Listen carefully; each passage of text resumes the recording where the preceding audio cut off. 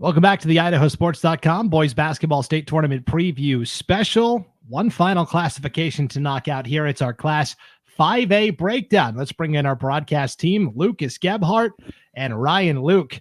Lucas, where are you broadcasting from? Like your closet or something? Where you at? It's bachelor night tonight, Brandon. So I've been exiled to the bedroom. Okay. Hey, priorities, right? Yep, exactly. We'll find out who gets the rose at the end of this 5A state tournament. Ryan, good to see you as well. In case you were wondering, I'm in my office. Yes. Looks a little more professional for sure. You got some nice artwork on the back wall there too. It looks really nice. Yeah. All right, guys. We can go as long as we want. You know, usually we lead the show with 5A, and so we're like, okay, we got to stay on schedule. But I mean, we could talk for 3 hours. No, we're not going to go that long. We will take all your comments though. If you're a 5A diehard and you want to give your favorite player, your favorite team, your favorite coach a shout out, you want to ask us a question, throw it in the chat. We'll throw it up on the screen, and we'll chop it up with all the 5A fans. Let's take a look at this 5A bracket. And start breaking it down. These games will take place at the Ford Idaho Center, and then we'll have some consolation games at Rocky Mountain and Ridgeview as well. Right away, 4 versus 5, Madison and Capital. And then it's number 1, Owyhee, and number 8, Middleton. District rivals there from the Southern Idaho Conference. District rivals in the 2 versus 7, Coeur d'Alene and Lake City. That was the girls' championship. It's a boys' first-round matchup. And then the 3 and 6, Timberline and Eagle. Ryan, what is the top thing that jumps out to you when you look at this bracket? I guess the top thing that to me, when I look at the top half of the bracket, it's got to be the fact that Owyhee could play Madison in the semifinal. I mean, that is, or in the second round. It would be, to me, those are two colossals. Those are two titans that bring a ton of experience and some of the top players in the state. And we get the pleasure. In fact, I would even argue the top 4 teams in terms of rankings, those top 4 teams, and I don't want to say they're interchangeable because you'll get my thoughts a little bit more on that, but the fact that we can get a second round matchup between Madison and Owyhee, I mean, get ready to live, guys. Yeah, and here you see the call right here. 5A fans, tell us your thoughts of how the 5A bracket was seeded. Sean Kane says Madison should be a 2. And he also adds, hard to understand max preps in the 5A bracket. Nonetheless, should be fantastic games. Lucas, what's the top thing that jumps out to you when you look at the bracket? Well, kind of the same thing that stood out to Sean there. How in the world is Madison a 4 seed? How good is this bracket when you have Madison who comes into state with a 22-2 record, and their 2 losses are to Owyhee and Coronia Centennial, which is out of California, and a dang good California team. That's it. Those are their only 2 losses. And, I get it. They played Owyhee back in December, but they played Coronia Centennial pretty close. Owyhee blew them out, but I think, a second round matchup with the Storm, I think will be much closer than that first matchup they had. And that game, technically, I guess, in neutral court as it was in a tournament, but that was played at Owyhee High School. So how does that play out again on a neutral floor potentially? But, you look at this Madison team, and I think Madison has a legitimate shot to win this tournament. And I think you look at how this bracket is stacked up, and Owyhee is Owyhee, and they're number 1 for a reason. They've been the number 1 team in Idaho for the entire year for a reason. But to me, I look at the top half of this bracket, and that is one of the worst ways that could play out for Owyhee, because you have a very compelling matchup with Middleton, who their old coach used to coach at Middleton. Middleton's kind of coming in playing with house money a little bit here, and they were picked to finish, I think, 10th in the SIC, 10 out of 13 teams in the SIC to begin this season. Now here they are in the state tournament. Middleton has already beaten Meridian, which was a top 5 team. Meridian's 2-out at the district tournament, so they're not in the state tournament, but Meridian was a really good team, and Middleton already beat them. So I think that's a really compelling matchup in that quarterfinal matchup. And then if Owyhee does get past Middleton, well, here comes Madison, which, as you can see in the comments, some people think of Madison, and I'm one of them too. I think Madison's the second best team in this tournament, and that's potentially a semifinals matchup. Yeah, a lot of comments to get to here, Ryan, and then I'll bring in Joel says, agreed. Madison, a strong 4 seed. Saw those dudes play and they hit everything. They're fast in transition, strong down low, very few weaknesses. CR leans the other way. He says, good basketball, a lot of talent, will be fun to watch. However, no suspense in this tourney, unfortunately. Hawaii breezes through. I don't know. Nate says, how packed will the Idaho Center become Friday night when it's Hawaii versus Madison? Yeah, that's going to be standing room only. Michelle Apple, Max Preps is the worst on feeding. Riker Apple, of course, a key player for Middleton. And a good reminder, Middleton, Hawaii only beat Middleton by 11 points in the regular season. That SIC tournament, Ryan, was bananas. You had number 2 Meridian go 2 and out. Getting auto bids were number 1 Hawaii and number 3 Timberline. That makes sense. But then number 6 Capital and number 8 Middleton. Lucas, you talked about Middleton was picked 10th in the preseason. They took 8th in the regular season as an 8 seed. They got to the semifinals. Ryan, the SIC was a jumbled up mess this year, and we have some really good teams that are stuck at home and some really good battle tested teams that are here at state competing also. Yeah, and the SIC top to bottom plays phenomenal basketball, and it was not only because I was just looking at the rosters and doing the analysis and looking at the data. They're all kind of the same size. They have a 6'6" guy, they have a 6'5" guy. There might be a 6'7" guy here and there, but they're all about the same. But they really do play a good brand of basketball. And the thing that I want to point out is this is not just a one-on-one matchup game. It's not like a, hey, you know what? Clear out, let me take them on. Everybody moves without the ball really, really well. I did a Capital game at the beginning of the season. There was a preseason tournament right around Christmas time, and I saw Baker City come in and just thump Capital. I mean, thumped them. They made them look bad. These are little farm boys, not even little, but they made Capital look bad. Since that time, Capital has turned around and got hot at the right time, specifically in the SIC tournament. And Eagle's a team that, if we're looking at it, I think they're the ones that's going to be the least talked about. Eagle always has talent. This is the 5th time in a row they're in the state tournament. They have a 6'7" and a 6'6". Cal Hewish, a big football guy. He plays like a beast down low for him, but he's not going to get a lot of attention. Why? Because Eagle is yet to put something together and make a strong run. I don't know if they do it this year, but I think that that's one of those matchups that we have to watch out for. And then getting back to the whole SIC thing, honestly, it's the team, and then it's the rest of them could have been interchangeable. Now, let's talk a little controversy here real quick. So on Sunday, I was talking to one of the players from, and I'm not going to name names, from Middleton, and he got a text from the coach saying, hey, hold on. We don't know if the Max Preps rankings are right because some of the inputs were wrong. And that goes back to the whole, is Max Preps the best way to go? Could we put something together? Because if you look at the algorithm that they used to define it, to stack the rankings, it wouldn't be that hard to do it at the state level or to do it, however level you want to do it, because they measure 3 teams deep, win versus win, the matchups 3 deep, and then they go the wins, losses versus those teams. So I think theoretically we could do that. Now, my option for all those people, and during the 4A we talked about this, you look at Preston got left out, right? And in this case, I'd say Meridian was probably your best team to get left out in this case.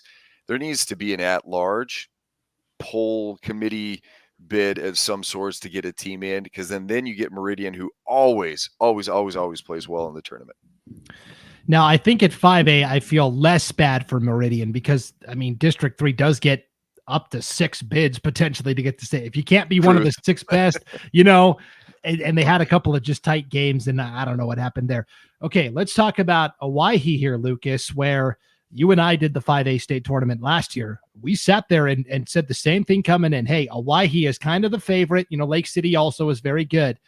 And Hawaii played Meridian in the first round and got tight in the fourth quarter.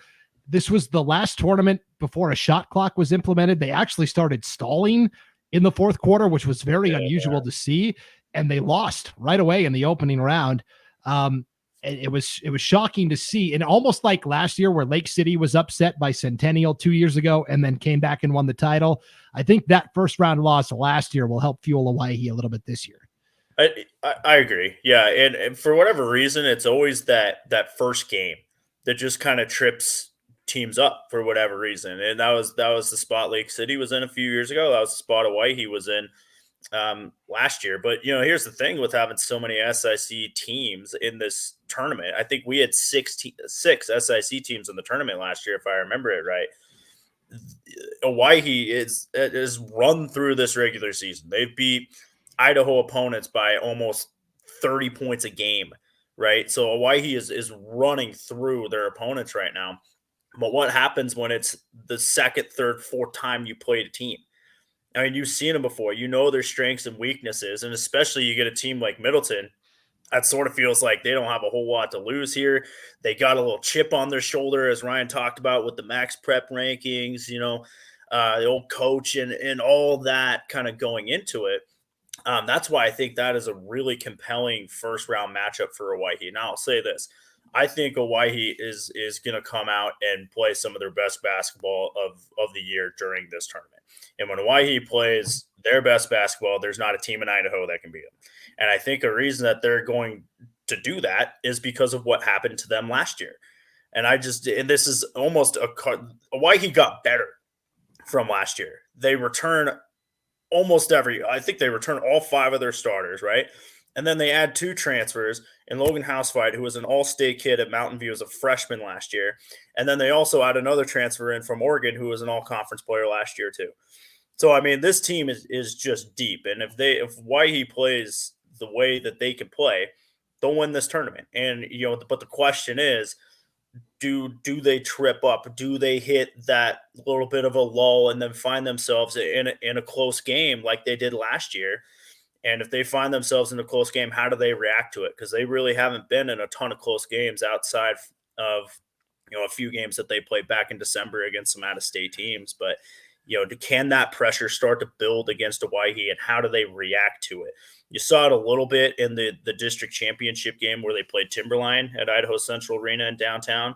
And I thought they reacted to that pretty well. So I would look for them to do something pretty similar here this weekend. Yeah, it was only an 8-point win over Timberline in that SIC championship last week at ICCU Arena there in downtown Boise. And we'll go ahead. Yeah. And they led by double digits at the time. And Timberline kind of made a little bit of a push. I think Timberline cut it to about 5 or 6.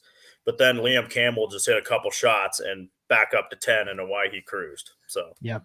Last point on the top half of the bracket, and then we'll get to the bottom. Madison. So last year, Lake City rolled to the title, right? Just dominated everybody. The one team that gave them a push and gave them a fight was Madison, Lucas. If you remember in the semis last year, it was a 7-8 point game towards the end of the third quarter, and Madison just ran out of steam. They're not a particularly deep team, but man, the guys they have with Barrett Wilson inside and then Nash Humphreys, who's a spark plug out there at point guard. Madison's very top heavy, but man, they got the talent to potentially, if it is them in Hawaii, I'd be very interested in that matchup. So.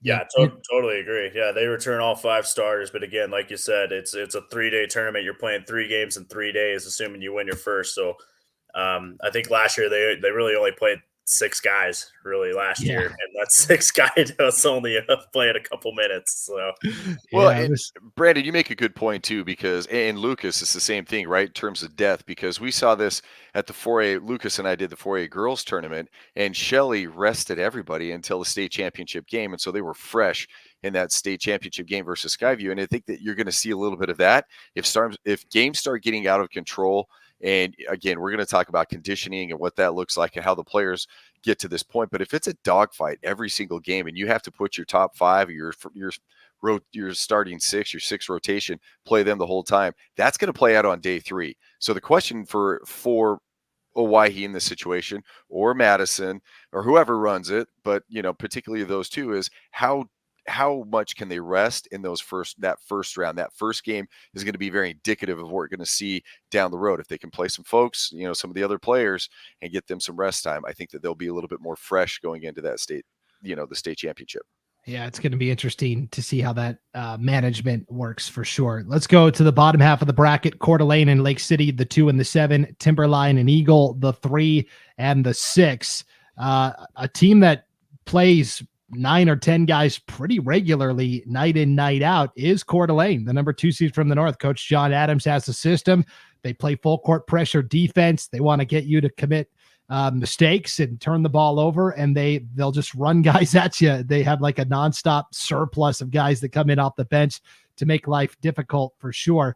Sam Buffington in the chat says, "Hi, Lucas. Also want to give a shout out to head coach John Adams at Coeur d'Alene High School for guiding his Vikings to the state tournament." Lucas, I think Coeur d'Alene is a team that they're kind of an unknown, right? They've kind of just been hanging out up north. They've played some really good Washington teams. They've played Lake City and Post Falls and Lewiston this year, but they're kind of the ultimate wild card in this tournament.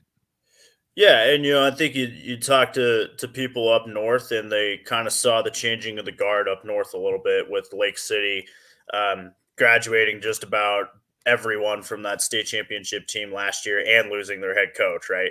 So I think some people in Northern Idaho kind of saw the writing on the wall with Coeur d'Alene taking control of the district this year, and that's exactly what happened. Coeur d'Alene's a legit team, 20-3 coming into this state tournament. They've or an extremely well-traveled team. I thought it was interesting. They played high schools from 5 different states. They played high schools from Hawaii, Washington, California, Nevada, and Idaho. That you just don't see that a whole lot. So I thought that was kind of an interesting little tidbit. But here's my thing with Coeur d'Alene. I think experience is going to matter in this tournament. There are a ton of teams that are back here for the second, third year in a row with their core players coming back with them. Owyhee's one of them. Madison is another. Timberline is another one. Eagle returns a couple players as well. Whereas for Coeur d'Alene, they haven't been to the state tournament since 2012. So my question there is, how are they going to react to the big stage? And that's kind of where the unknown is for me. I think Coeur d'Alene's got a lot of talent. But again, compelling first round matchups, and they have Lake City, which is a team that they've already seen a couple times this year in the first round. So, Lake City's familiar with them. So they don't. Coeur d'Alene and these teams from up north sometimes have that little bit of an edge because they're usually matched up against an SIC school in that first round matchup. Not the case this year. They're matched up against Lake City, who's playing some of their best basketball of the year right now. Couple of key guys to keep an eye on from Coeur d'Alene. Logan Orchard, probably going to be the Inland Empire League Player of the Year. He was kind of the preseason pick amongst the coaches. Gunnar Larson, great wing, can get to the basket and slash. Caden Simmons, his mom is Nicole Simmons. She just won a state championship on the girls' side, coaching the Coeur d'Alene girls. He's only a sophomore, and he's a walking bucket. And then kind of their enforcer inside is Kai Wheeler. He's a football guy. He played linebacker on the football team and slot receiver, and he's a 6'6", just brick house inside for the Vikings down low. Those are kind of some key guys to keep an eye on. And then, Ryan, let's talk about Timberline, because they've got, Liam Campbell, of course, is a great player, but in terms of pure scoring and shooting the ball, Alex Coe from Timberline, that dude can flat shoot. It's really fun to watch him play. Yeah, and Timberline's a culmination of years of putting it together, and from specifically the Boise School District and grabbing players and getting it together. And Timberline put it together this year. In fact, we talked about the SIC championship game where they only lost by 8 points, and I think that is very indicative of this whole season, because Timberline does a lot of things really well. They can score when they need to score. They're solid from the outside. Defensively, they play you tough. They're a very fundamentally sound team, and they have to go across the board. And that's what they have to be, because they play in the SIC. In order to succeed in the SIC, you really, really have to do that well. And so I like Timberline. I don't, I talked about my top 4, and I said the top one obviously is going to be Owyhee for me. But then we talked about Madison, Coeur d'Alene, and Timberline, and then kind of flip-flop those 3. I don't know if Madison's a clear-cut number 2 seed, should have been the potential clear-cut, ended up with the number 4. I think Timberline is that sneaky number 2 second best team in the tournament. And if they put it all together and they're the bottom half, we could end up seeing another SIC championship game in the state championship.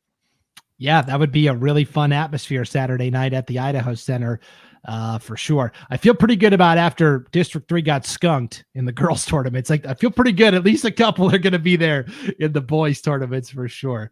All right, guys, let's take a look at our 5A players to watch. We picked one from each school. We could have gone 3, 4, 5 guys deep, just kind of a starting point here. But here's what we came up with. David McNamara from Capital, silky smooth forward underneath. Logan Orchard from Coeur d'Alene. Russell Gibson, the point guard from Eagle. Reese Strawn from Lake City. He was the 6th man on last year's championship team and pretty much the only guy that's back this year. He's had to take on more of a load. Barrett Wilson from Madison. Riker Apple from Middleton. Liam Campbell, of course, the USC commit from Owyhee. And then Alex Coe from, that says Timberline is where he's at. Ryan, give me one guy you're most excited to see here in this tournament. Liam Campbell. Sorry, I'm boring. I just want to see, on the biggest stage, how does he perform? And I have no doubt that he's going to elevate his game. But I think that, he's going to be playing in the Big 10, Big 20. He's going to be playing in the Big 20 next year. And so, we got to see if he can ball out. And quite frankly, that's a representation. I mean, you have a couple of big guys, Hillcrest, Isaac Davis going to BYU, playing in the Big 12, one of the best conferences out there. See how he does. That'll kind of give a litmus test to the Idaho, how we play basketball here. And Liam Campbell playing in another fantastic conference at USC that's jumping over to the Big 10/20 or whatever they are at this point. And I just want to see how he performs on the biggest stage. Yeah, interesting point about the D1 players here, because like you said, Isaac Davis, BYU, Big 12, Liam Campbell, USC, now then the Big 10. And then we got a couple of Mountain West players, right? Julian Bowie from Pocatello committed to Boise State, BSU, and then Case Wynot from Lapwai going to Utah State. So, there's going to be some high-end talent on display at this state tournament for sure. Lucas, who's the guy you're most excited to see here? Yeah, there's all these teams are just so deep, right? So, Capital's got 4 or 5 guys that could lead the team in scoring on any given night. Middleton kind of the same way. Liam Campbell, obvious choice. Who's not excited to watch him? I'm going to go Alex Coe for Timberline. And then for all the reasons that you kind of hit on, Brandon, you and I watched him last year in the state tournament. Just an electric scorer that can really keep Timberline in some games. And one thing we didn't touch on quite for Timberline too is second best scoring defense in this tournament behind Owyhee. So that's just another reason I'm with you guys. I like Timberline to potentially get to the state championship as well. I'm going to go off the chart though. I'm going to go Nash Humphreys from Madison. And I know you didn't have him on there. He had Wilson on there, but Humphreys is a guy that can just carry this Madison offense, averages almost 20 points a game, 3 steals, and 4.5 assists per game. So he kind of really is a big reason that this Madison offense goes. And the thing with Madison too is we didn't talk a lot about Capital, but Capital's deep. Capital's got 4 or 5 guys that can score. Like I said, they got 4 or 5 guys that can lead the Capital in scoring it on any given night.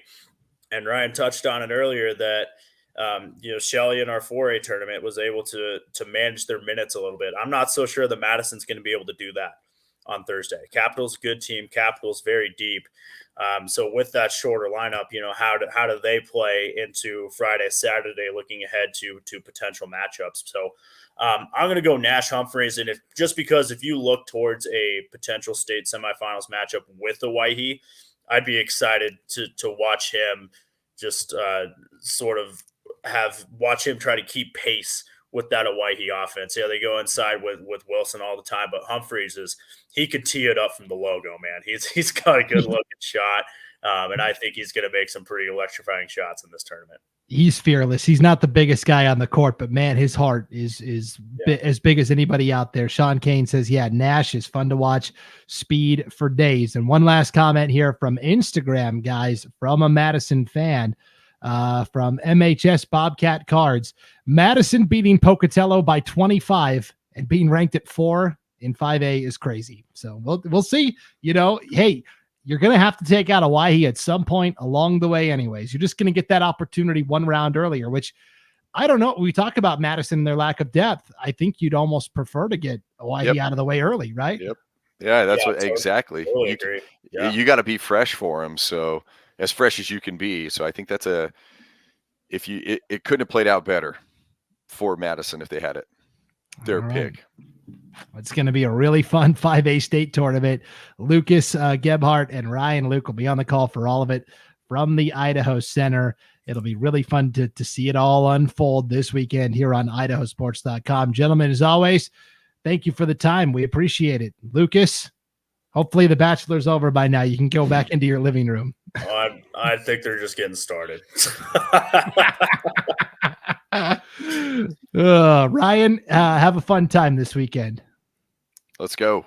All right. Hey, big thanks to everybody that tuned in live tonight as well, and all the fans that contributed to the conversation. This is who we do it for. It's for those parents, those athletes, those coaches, those fans statewide that just want to hear somebody break down what's going to happen at state. And, you know, we don't get all our predictions right, but that's what it's fun to break down the brackets and talk about the matchups. And it's going to be a lot of fun to see how it all shakes out. Of course, IdahoSports.com is going to be your go-to place. You can tune into every single game for free. We have a constantly updating scoreboard, so you can kind of ping pong from game to game and scoreboard watch. I don't know if you guys do that. I'm always doing that in the background while we're broadcasting at state. I'm checking in on scores from the other tournaments. It gets to be a lot of fun this time of year, Lucas. Yeah, for sure. You know, had a blast doing 5A with you last year. It was a really fun tournament, especially Thursday. That's the thing with 5A, man. You never know. All these SSU teams, like I said, they've seen each other just a billion times, and you just never know what's going to happen at state. So, it should be a lot of fun this weekend. For sure. One last request before we duck out of here. Not everybody could tune in live tonight. They're going to want to tune in tomorrow or maybe even Thursday morning as they're driving over. If you could hit that like button and share this when it's all said and done, everybody will be able to find it a little easier amongst all of their social media scrolling. But thanks for tuning in tonight, everybody. For Lucas and Ryan and Scott and Clay and Logan and Lance and Paul and Lauren and Gary and Glenn and Joel, I'm Brandon Baney, and we will see you starting Thursday from all throughout the Treasure Valley for the boys basketball state tournaments, live and free on IdahoSports.com. Thanks for tuning in, everybody.